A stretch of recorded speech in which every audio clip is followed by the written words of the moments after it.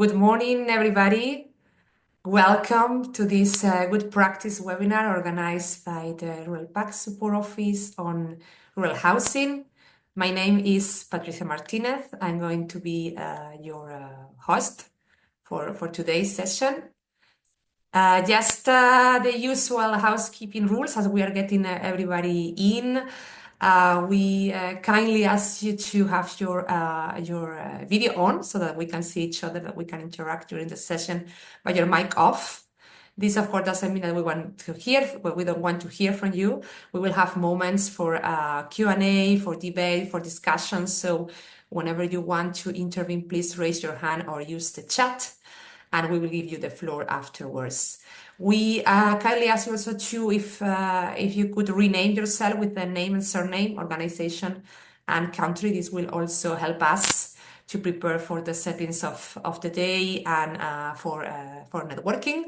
We are recording the meeting, and you might have noticed, and we will, with this, make presentations and videos and a highlight report that will be available on the web page of the event, and also that we will send to all of you via email shortly after the meeting. So who is here today? People are getting in, as it's early morning yet, but for you to know that we have 14 keynote speakers prepared for the day to share very different insights about rural housing. We have a significant high interest for this Good Practice webinar with over 300 applications received from 29 countries, EU and beyond. And it's a multi-stakeholder Good Practice webinar. We have representatives from many different sectors, notably from the civil society, NGOs, many local action groups, and equally many public authorities from the different level, regional, national, local, from colleagues from EU institutions, and also academic researchers, private business with an essential actor also for the topic that occupies us today, and many others. This is the agenda. You might have seen it. I hope it's quite rich. We will be hearing very shortly from different colleagues in European institutions on how they are supporting or planning to support rural housing. And we will have also some presentations that will have some insights of what research is telling us are the main issues and opportunities for rural housing. After this setting the scene, we are going to have 3 interventions that will tell us how they have developed an integrated strategy. So looking at, in a territory, the different issues of rural housing and how to tackle it. After a short coffee break, then we will give the floor to practices, projects, initiatives on the ground, 3 of them from different countries. And then we will have the time for group discussions to go deeper into different matters. We will be back to hear what were the key takeaways from these group discussions and for our keynote listener that I will present later in the date. So thank you very much. Before I give the floor to Haude Blanc, I would like to invite everybody to do a quick icebreaker. If the link is not already in the chat, I'll ask my colleagues. Yeah, there you are.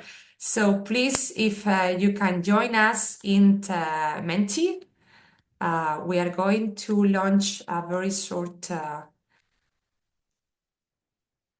icebreaker that I'm presenting in a second so that you can also see it in your screen. Here it comes. You can access the Menti either with the link that you can find in the chat, or you might want to scan the QR code that I'm showing the screen. I hope it is correct. Or you might want to join at menti.com and use the code that you can see at the bottom, the 1934-1309. So we are starting with what are the challenges. There are many. And these, for short, are very different from one rural area to another based on the characteristics. But there are some most, let's say, common concerns. So we would like to start seeing for you based on the specificity of your territory. What do you think in terms of affordability, such as the high prices, income barriers. It can be more in terms of availability. There's a limited rental options, or there is competition because of tourism. Renovation, energy, a topic that for sure we're going to address today. Or it's more connected with the fact of the declining population. There is diverse needs for people in rural areas, more and more service shortages, shrinking villages, or lastly, governance and bureaucratic issues. I think it's quite even, which means there are many perhaps issues to be addressed, but with availability ranking first and followed by the renovation. Okay, these are topics that occupied us lengthily today.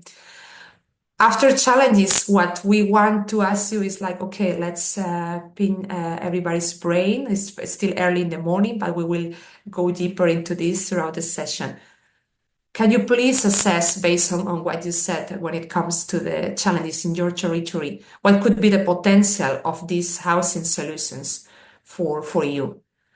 So it's connecting with, instead of renovation and revitalization, community-led housing. This will be also part of the interventions today and one of the group discussion. Perhaps more public-private partnership, municipal programs, social housing initiatives, developer incentives to team up, financial and policy support, subsidies, tax breaks, affordable mortgages in rural areas, or digital smart solution, housing platforms, remote work, something that we have seen emerging more and more in the last years. All right, I see that equally that in the previous question is quite even. So it's good because we are going to try to cover as much as possible this morning all these issues. Okay, now thanks a lot. Thanks for taking the time to reply. Now, without further ado, I would like to welcome Haude Blanc from the Director General of Agriculture and Rural Development in the European Commission, who is going to tell us a bit how the long-term rural vision is supporting rural housing. Good morning, Haude. Please, the floor is yours. Good morning. Many thanks to all of you to be here today to discuss an important topic for rural areas, that is about housing. Next slide, please. So indeed, housing is an important priority for this new mandate of the President Ursula von der Leyen. It's a challenge for rural areas to find affordable, available, and sustainable housing. So next slide, please. So indeed, here we can see the connection with the long-term vision for rural areas. So that's why we are here today also. So what's this vision? The objective is to have stronger, connected, prosperous, and resilient rural areas by 2040.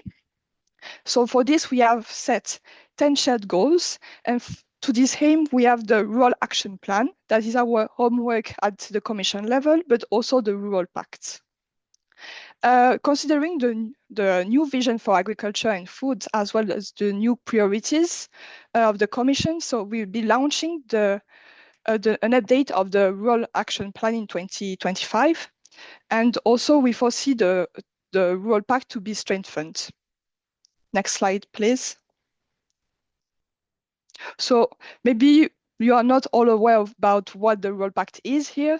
So the Rural Pact is a formal space of cooperation between national, regional, and local governments, but as well as civil societies, businesses, academics, and citizens.